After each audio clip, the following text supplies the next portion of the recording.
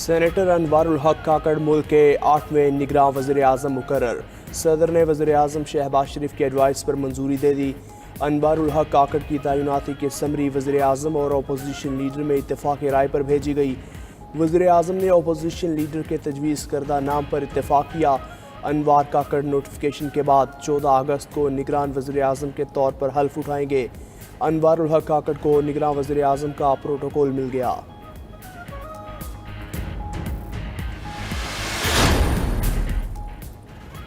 سبکدوش ہونے والی اتحادی حکومت سیاستدان کو نگراں وزیر اعظم بنانے میں کامیاب۔ سینیٹر انوار الحق کاکڑ کا بلوچستان عوامی پارٹی سے تعلق۔ انوار کاکڑ ماضی میں مسلم لیگ نون کا حصہ بھی رہ چکے۔ 2015 میں ثناء اللہ زہری کی حکومت میں ترجمان بلوچستان حکومت بنے۔ انوار الحق کاکڑ بلوچستان سے 2018 میں سینیٹر منتخب ہوئے۔ انوار الحق سینیٹ کی قائمہ کمیٹی برائے اوورسیز پاکستانیز کے چیئرمین بھی بنے۔ انوار الحق کاکڑ کا ضلع کلا سیف اللہ کے علاقے کان مہترزئی سے تعلق۔ انوار الحق کاکڑ کے نگران وزیر اعظم بننے پر علاقے میں جشن کا سما۔ کان مہترزئی میں آبائی گھر میں مبارکباد دینے والوں کا تانتا بن گیا۔ انوار الحق نے ابتدائی تعلیم کوئٹہ سے حاصل کی، کیڈٹ کالج گوہاٹ میں بھی پڑھے، لندن میں گریجویشن کی، نیشنل ڈیفنس یونیورسٹی اسلام آباد کے بھی طالب علم رہے۔ انوار کاکڑ کا پشتو، اردو، براہوی اور انگریزی زبانوں پر عبور حاصل ہے۔ اپوزیشن لیڈر راجہ ریاض کہتے ہیں عام انتخابات فروری میں ہوں گے، الیکشن میں پی ٹی آئی ہوگی یا نہیں کچھ نہیں کہہ سکتے۔ پی ٹی آئی کے لوگ یا جیل میں ہیں یا بھاگے ہوئے ہیں۔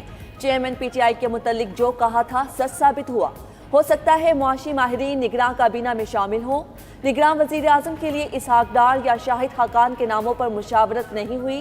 وزیر اعظم کو انوار الحق کاکڑ کا نام پہلی ملاقات میں دیا تھا۔ شہباز شریف ان پر بھروسہ کرتے ہیں، کاکڑ کے نام پر اعتراض نہیں کیا۔ Opposition leader senate Shahzad Waseem کا نگران وزیر اعظم کا خیر مقدم۔ ایوان بالا میں تحریک انصاف کے رکن شہزاد وسیم کی انوار کاکڑ کو نگران وزیر اعظم تعیناتی پر مبارکباد۔ کہا انوار الحق کاکڑ بلوچستان کی ایک مؤثر اور قابل شخصیت ہیں۔ بلوچستان سے سینیٹر انوار الحق کاکڑ کی بطور نگراں وزیر اعظم تعیناتی اچھا اقدام ہے۔ انوار کاکڑ بطور نگراں وزیر اعظم ملک کے بہتر مفاد میں فیصلے کریں گے۔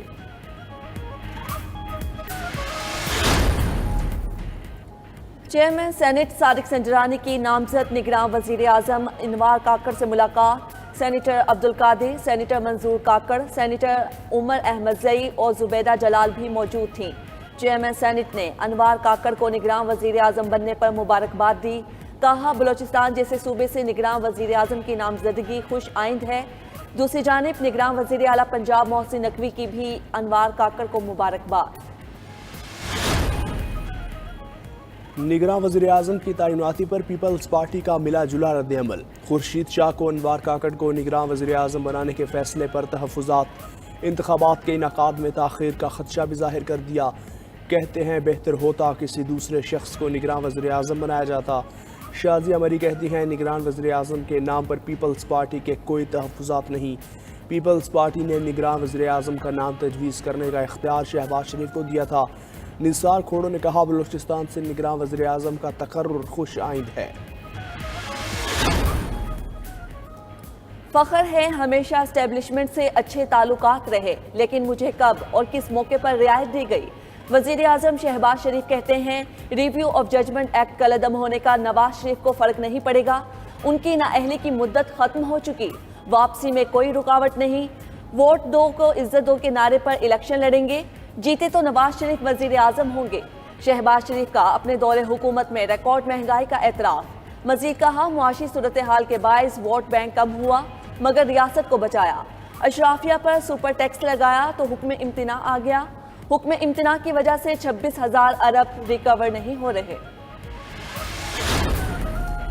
خواجہ آصف کہتے ہیں غیر مسلم کو صدر اور وزیر اعظم بنانے کے لیے آئینی ترمیم ہونی چاہیے۔ سابق وفاقی وزیر کا سیالکوٹ میں مسیحی برادری کی جشن آزادی کی تقریب سے خطاب۔ بولے اسمبلیوں میں غیر مسلمان کی نشستوں میں اضافہ ہونا چاہیے۔ اقلیتی برادری نے پاکستان کے لیے جنگوں میں بھی خدمات انجام دیں۔ 9 مئی کو شہداء کی یادگاروں اور دفاعی تنصیبات پر حملے کرنا بغاوت تھی۔ یہ لوگ سوشل میڈیا پر یوم آزادی نامنظور کی مہم چلا رہے ہیں۔ انتخابات میں عوام ان لوگوں کو سیاست سے مکمل آؤٹ کر دیں گے۔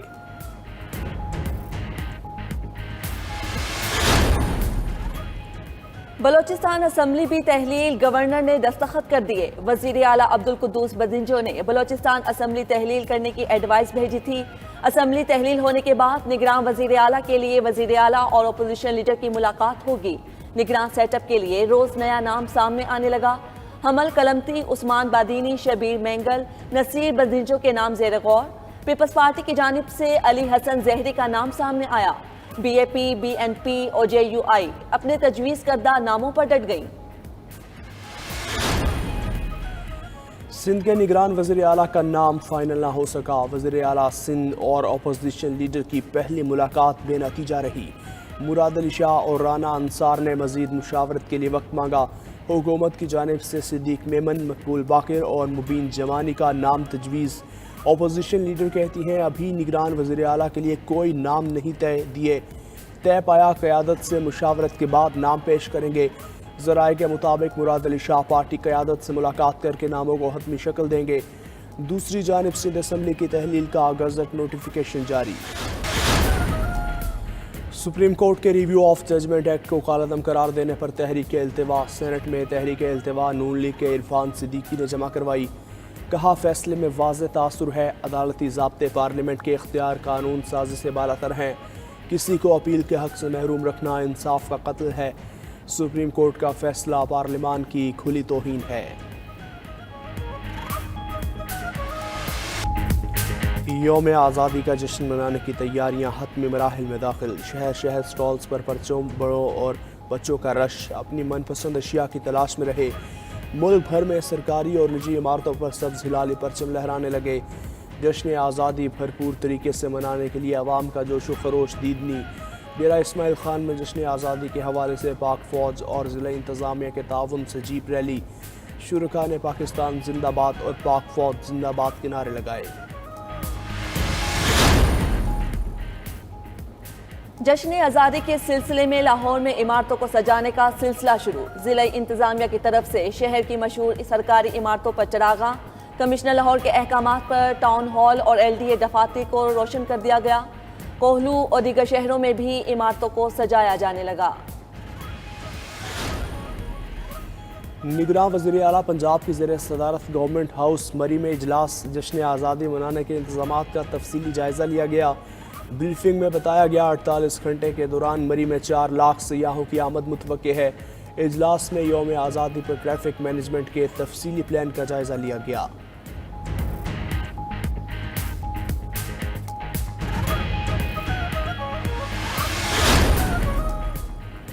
یوم آزادی کے موقع پر پشاور میں دفعہ 144 نافذ کر دی گئی۔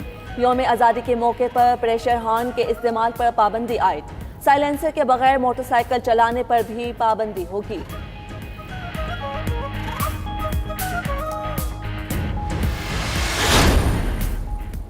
جشن آزادی پر قیدیوں کی سزاؤں میں کمی کی منظوری۔ صدر مملکت عارف الوی نے قیدیوں کی سزاؤں میں 180 دن کمی کی منظوری دی۔ سزاؤں میں کمی کا اطلاق عمر قید کے مجرمان پر ہوگا۔ سزاؤں میں کمی کا اطلاق قتل، جاسوسی اور ریاست مخالف سرگرمیوں میں ملوث قیدیوں پر نہیں ہوگا۔ زیادتی، چوری، ڈکیتی، اغوا اور دہشت گردی میں سزا یافتہ مجرمان پر بھی کمی کا اطلاق نہیں ہوگا۔